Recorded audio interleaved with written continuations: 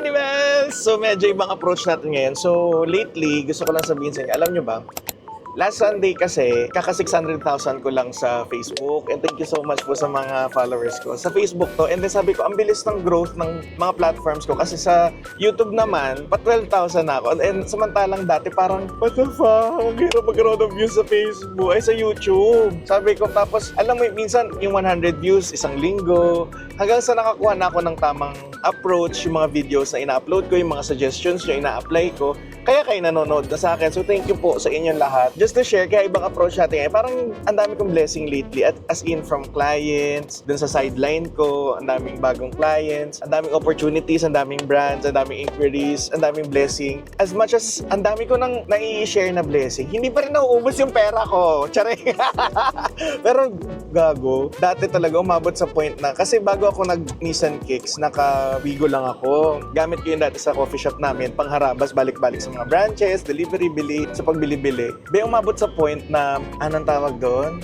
Tinatago ko yung sasakyan ko. Tapos, okay nang wala akong pera, mangutang ako, basta may sahod yung mga staff ko. Umabot sa point na yon. So sabi ko, kaya ako na-trauma, as in lahat ng pagod ko, feeling ko walang napuntahan dahil doon sa negosyo na yon. So, naging barista ako, tapos, call center ako. Siguro yung mga skills na na-develop ko for the past few years, siguro hinuhuna ko to be who I am today, which is Marky Bap na taga-review na tumutulong sa small businesses and other businesses and all. I just feel so blessed and thankful ako kasi nung nauso or parang sumikat yung mga food vloggers like 2021, 2022, di ba may mga grupo pa nga nabuo, tapos ang dami nang nagpo-food vlog. Parang isa ako sa mga onting gumagawa ng food review up until now. And then syempre ang boring-boring di ba ng food review? So sino bang gusto malaman kung anong lasa ng pagkain? And then habang nag-grow yung mga kasabayan ko, yung mga other influencers, ako parang somehow, kahit as much as hindi ko maiwasan na wag ikumpara yung sarili and yung platform ko sa iba, nakukumpara ko. Sabi ko, ang bagal ng growth ko. Tapos until naglabasan yung mga food vloggers na alam mo yon, yung mga basta yung mga issues nga sa food vloggers, biglaan silang nagpupuntahan and nanonood na sa channel ko, sa mga platforms ko. And since imagine mo, from 2020 ako nagba-vlog, 2024 ko lang naramdaman yung dumadami yung followers ko na organic. Hindi ako nabili. Shoutout sa mga nabili dyan. Charing! kung masaya kayo dyan, go. Kita naman sa engagement. Eme lang. So proud ako na organic yung mga followers ko and community kasi kita naman sa comment section. Kaya gusto, as much as possible, gusto ko nagpagkwentuhan. So, ang dami kong intro. What I'm trying to say is, grabe yung growth kasi nung Sunday, kaka 600,000 ko lang na followers.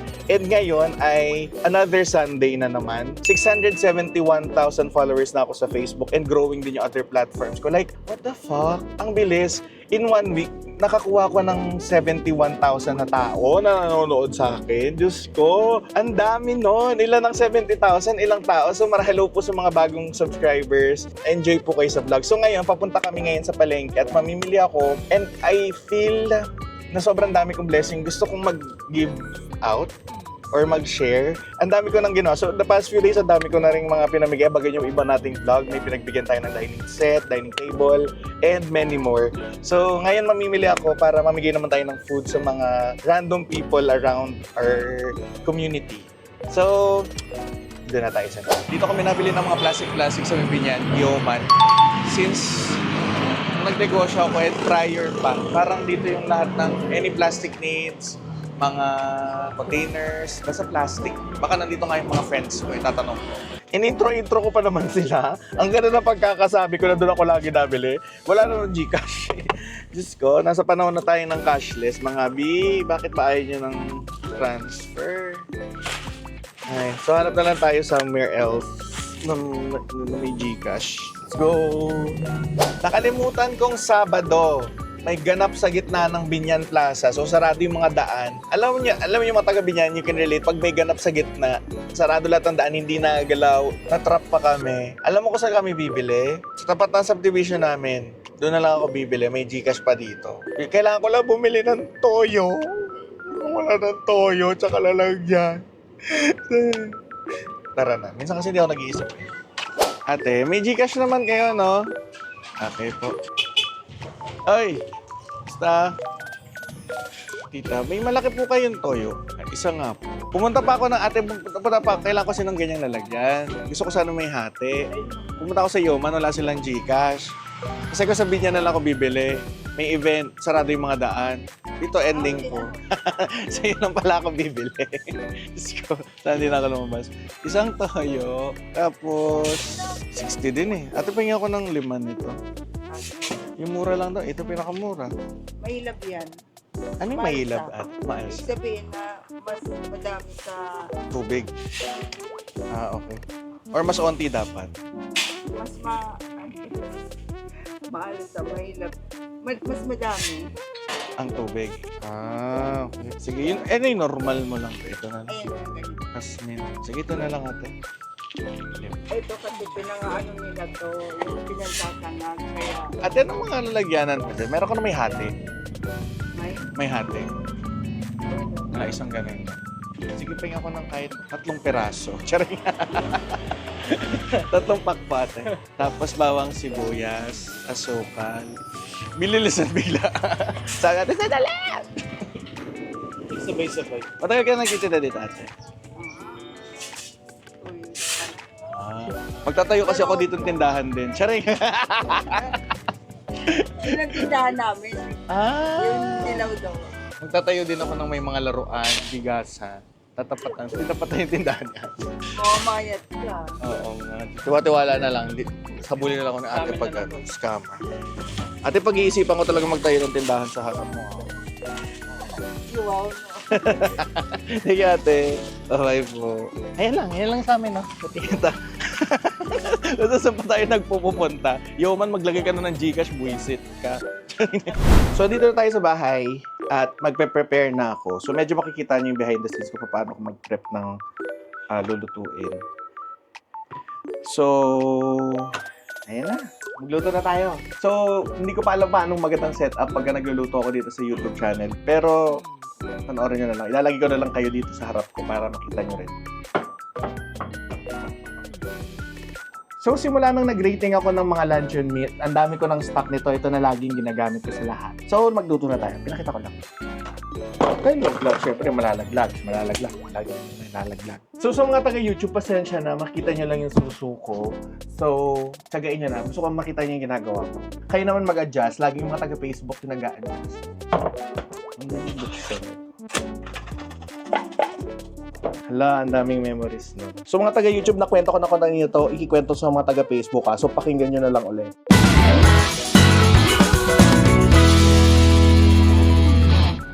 Hindi kaya na utak gumawa ng mga sabay-sabay.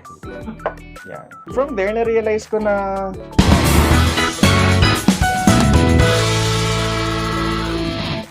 hindi ko talaga kaya magkwento sabay-sabay. Hindi ko ma-imagine kung paanong hiwa ang gagawin. Yan, imagine ko na okay na agad. So, kakat nyo lang siya ng cubes. Mas maganda hindi pantay ha. Gina-gaslight na yung sarili para okay lang.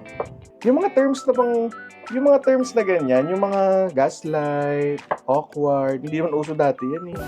Ang uso, pak, no, gumura na. Ayan. Diba? So, pag hindi pantay yung ginagawa nyo, nasa tamang daan ka. Kasi hindi rin pantay itong ginagawa ko.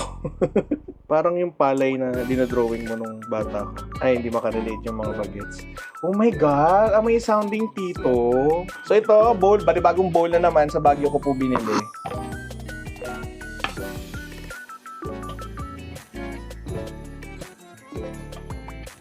Alam niyo ba, share ko lang. May nagpadala ng PR sa akin. Expired na yung mga item. Hindi ko lang sasabihin ko anong brand. Double check nyo naman mga din. Ito yung feeling mo pagka constipated ka.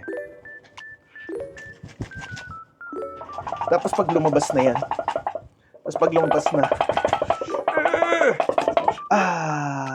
Lilitan ko pa. Kasi yung laki nung kanina para makadami tayo. Ganito kami sa bahay. Mas maliit, mas mapadami, mas maganda.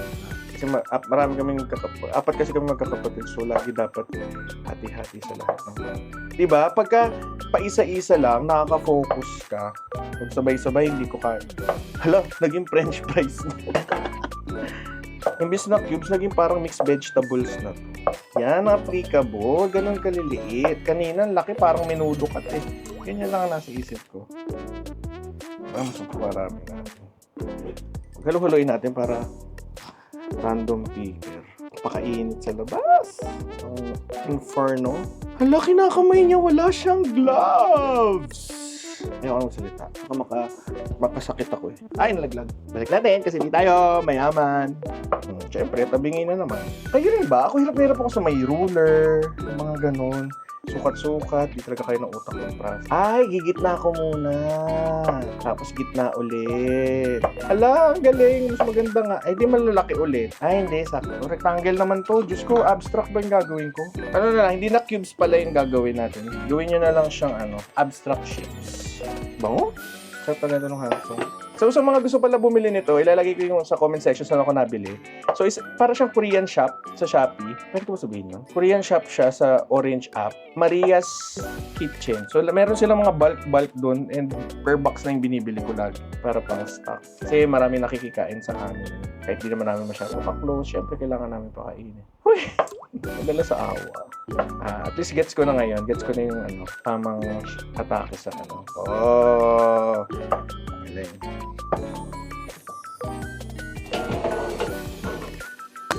Ala, dumikit. Siyempre, gagamit tayo ng gamit na mantika kasi hindi tayo mayaman. Gamit and filtered mantika. Gusto niyo ba nito? Bigay ko yung link. Painitin lang na natin. Dito na tayo.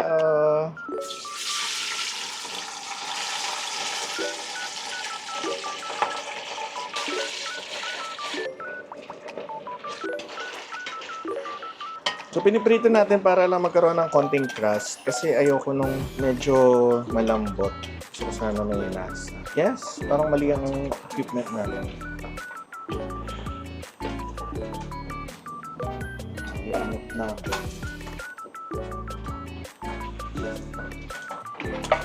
Sa lahat ng sandok na gamit ko na, punyemas naman. Nagpa-cleaning services kasi ako na iba yung ayos ng mga gamit, di ko alam saan nalagay. Hindi ko pa nare-review. Pag may naririnig kayong hilik, guys, sorry. Ba yung natulog sa likod. Ayan na siya. Bawasan natin ang mantika at ibalik. Hayaan natin maubos lang yung mantika pag Aray! Putang. So, kailan po ba kailan ba dapat palitan ng oil or kailangan ng tigil na gamitin? Pag ubos na, charing. Pagka wala na kayong pag wala na kayong masyadong mantika, hanggang sa maubos siya, ina-absorb lang naman ng katawan niya. So, ngayon, lagyan natin na, gamit tayo ng butter or margarine para may linamnam. So, kung hindi ko masabi kung butter to, kasi vegan daw. Sa SNR ko lang nabili. Kasi di ba ang butter kasi may milk. So, hindi siya, butter. Pagka hindi siya milk, ito margarine siya. Hindi ko alam. Confused na butter. Kaya lang natin siya matunaw. Since hindi ako nakapag-gayat ng bawang, tinatamad ako, gagamit na ako ng toasted garlic. So, gagamit ako ng minced garlic from Blendish. Kung anong stock mo sa bahay, ilagay nyo lahat. Ilagay nyo na lahat. So, ito lang to kasi crispy na siya eh. Gusto ko lang siya ng garlic taste. Tapos, para may lasa na, kuha tayo ng abo ni Lolo, paminta. Dami! Daming paminta! Daming tropa. Charing. Daming mga beshi. Then, kuha kayo ng soy sauce. Wala, naging adobo na. Nilagyan niya na ng toyo, tapos nilagyan niya pa ng asin. Diyos ko, magkakasakit sa bato yung mga kakain. OA, online na naman. Online na naman si OA. Lalagyan ko ng suka. Hindi ko ako mag-adobo. Mirin dapat to wala tayong mirin. So, mag-adjust na lang yung kakain. Tsaka ba't ka bibili ng mirin ng mahal-mahal ko? And maraming asukal. Yung matitrigger yung mga thunders na nanonood. I-trigger natin sila. Hala, ang daming asukal. Ito pa isa pa shucks! Stress na sila. Isa pa ako. Diyos ko!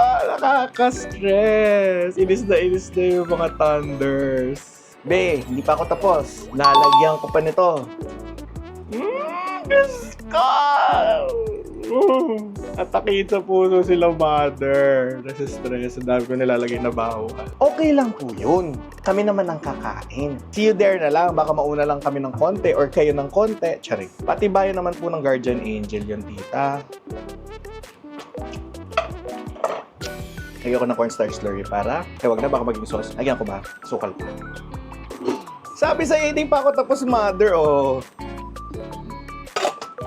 Dami, no? Alat pa eh. So, eyeball lang itong mga beshi, ah. Gusto ko mag-thicken, pero ayoko mabawasan yung sauce. Dami nangyayari. Lagyan ko ng konting slurry kaya. So, nilagyan ko lang ng 1:2. Kasi gusto ko lang siya kumapal agad. So, 2 tablespoon ng cornstarch and then yung tubig, hindi ko na binilang kung ilan. So, lalagyan ko lang siya for the sake na para kumapal agad and mag-shine. Kasi pag nireduce ko, tas big batch, baka maubusan ako ng sauce. Alam mo, sayang, itatapon lang to. Ilahat ko na. So, ayaw natin maging manong sauce or parang maging sausawan ng fishball. Pero, gusto lang natin yung medyo mabigat na siya. Parang ikaw sa pamilya mo. It's thick.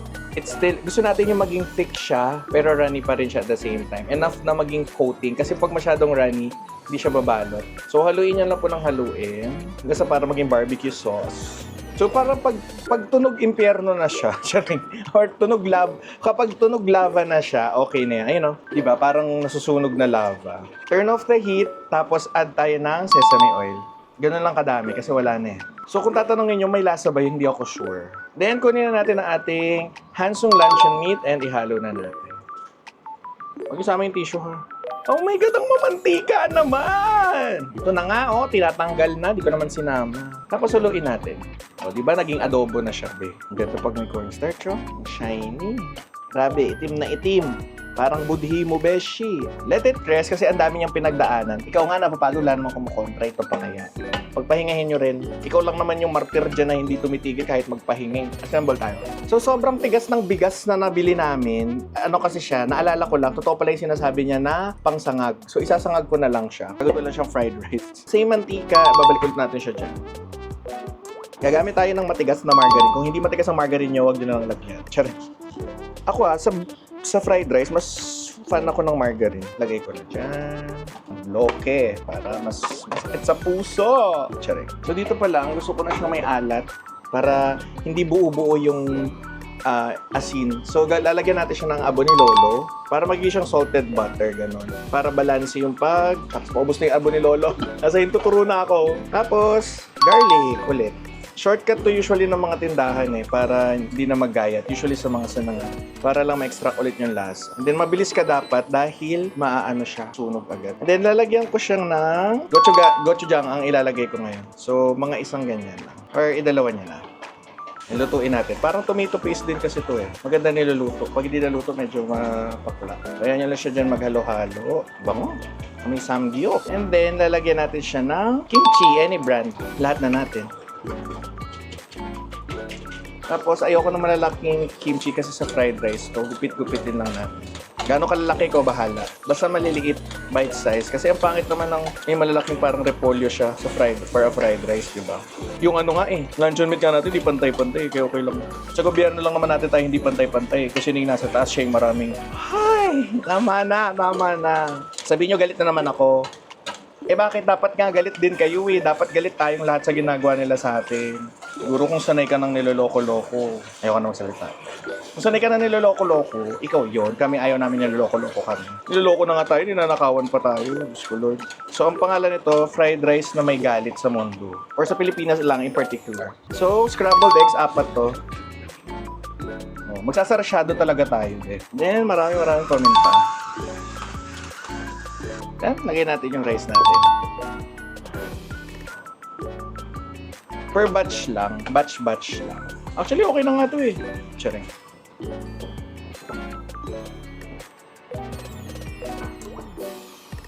Yan. So, by this time, since nasaing na natin to, pwede ko na siyang patayin. Tapos, lalagyan ko siya ng furikake. Nagalo to ni mami ko. Tapos yung remaining nating minced garlic na toasted garlic pa. Kung naaamoy nyo, tubi ang bango talaga. Sobra. Malaking tulong yung samyang or gochujang. So ang goal lang natin dito is mawala yung mga white. Lahat sila malagyan ng sauce. So pwede rin namang wag nyong i-goal yun. So yung iba, nilalagyan pa ng margarine to on top. Pero ako ayoko na. Tama. Masyado na malinamnam. Para mas masarap. Kasi pagka mas mamantika, mas mababoy, gusto natin yan. Ganda. Para kang sa samgyupsala na. Ito na ang ating kimchi fried rice. Assemble ulit natin. And ito na. Ang cute ng kimchi fried rice. Kimchi garlic fried rice. Oh, di ba? Pwede na ako sa kantin. Kailangan ko na lang ng isang guhit sa kilay. Kasi dati rin kami gumagawa ng mga food, tawag dito? Mga packed meals. Kaya may mga strategy or may mga techniques ako na medyo alam mo yun, na-instill ko na sa akin. Alam niyo lang gano'ng kahirap yung gumawa ng packed meals. Shout out kay Chef Camille Colmenares.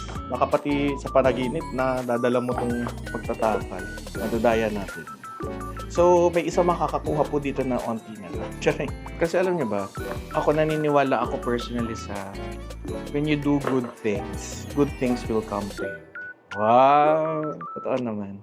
And ever since na marami na akong blessing na natatanggap, kahit papano naman, may mga nasa-share na tayo. On and off cam. Pagka on cam, ibig sabihin may kailangan akong bilhin. Tsare! Hypocrite to. Hypocrite. So usually po pag mga itong mga serving sizes, usually 1 cup of rice, tapos sa ulam, 1/4 na lang. Mas maliit para mas mapa-maximize yung mga tubo. Kasi pag inequal mo 1:1 yan, lugi ka. Pero kung gahaman ka, mas maliit pa, mas konti pa. Asa na kaya yung benteng? Ayoko. Benteng, baka magalit yung mga ate ko. Alam niyo ba, isa sa mga pinakamahirap na trabaho para sa akin, construction. Agree kayo? No? Construction. Kasi imaginein mo, majority of them are minimum lang. Tapos yung trabaho, bugbugan talaga. Bubuhat, simento ang init sa labas, di naman biro, Diyos ko Lord. And yung isa, magwa-white rice na lang siya. Wala siyang magagawa. So, nakagawa tayo ng 19 pieces ng kanin. So, ngayon sa ulam naman tayo. So, ito ang ating naluto. Mas na siya. Para siyang glazed luncheon meat. And ang maganda dito nga, matamis-tamis ang hansung. So, balance yung sesame oil, yung alat. So, ilagay na natin ito. Ito na lang yung sesame seeds ko. So, pagkakasyahin ko, pipilitin natin. Oops, okay na yan. Okay na yan. Okay na yan. Okay na yan. Okay na. Hala! Saktong-sakto naman. At least may kulay na. Tapos para medyo social ng konti, lalagyan natin yung kanin. Ay, putik yan. Share your blessing. Alam niyo, pwede nyo siya inegosyo. Kasi yung mga ganito pagkain, pwedeng i-freezer or i-ref. Tapos, i-ano yan. So, inspired ko kay mami ko. Si mami ko ganito yung ginagawa lagi, diba, sa mga content. Pag talagang napatabi ka sa mabait or sa mga positive and mabait na tao, malaking chance na mahawa ka nila. Yung mga POV, alam mo, so choose your friends wisely. Malaking kasi yung mga friends natin ang isa sa mga malakas ang influensya sa pananaw natin sa buhay. And si mami ko ng isa sa mga taong nag-iba sa pananaw ko sa buhay. Mamigay na tayo. Mamigay na tayo. So, init. Merienda. Charik. Doon tayo sa mga guard natin. Yes! Alam mo tayo magpayong. Kaartehan ng bako. Nasunog na kasi ako eh. Kumain ka na, kuya? Kumain ka na? Birthday ko. Sige po. Ingat, kuya. Init! Nag-sunscreen ka ba? Kuya, kumain na kayo? Kumain na kayo? Kayo usap ko. Birthday ko. Ano yan? Sinililibing nyo, kuya? Parang ang dami niyong bangkay nakuha. Wala pa? Yan. Pinamimigay ko para mag-trending. Tsare. Hindi, dami ko kasi mag-content. Ilan na kayo? Ay, ito, tago si engineer. Yung mga guard, ingitero tong mga to. Tsare. Yung mga guard naman kasi mga ingitero tong mga. Tsare. Aray! Bakla. Kaya, kumain na kayo? Boss. Ay, para naman kayong Reagan dyan, ha? Dami ko niluto, eh. Ilang kayo, kuya? Dalawa kami dito, sir. Andun sa kabila. Dalawa din. Dun sa kabila. Itong natutulog na to. Ayan. Dalawa din yan sila. Ilan ba lang to? Mga tricycle driver kayo. Kuya, kumain ka na? Kain ka na. Sa utol mo? Ha?